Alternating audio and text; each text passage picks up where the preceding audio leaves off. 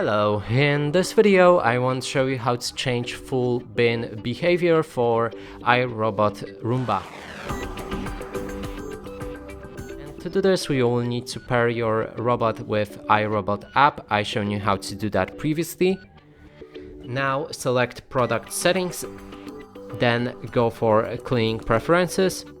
And here we have a bin full behavior, and you can change it between keep cleaning when full and your Roomba name, in this case it's Harjo, so we'll start and complete cleaning jobs even when it detects that the bin is full. And also we have do not clean when full.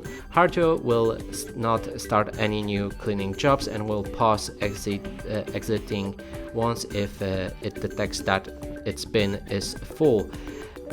Existing, sorry. So you can change between those two settings.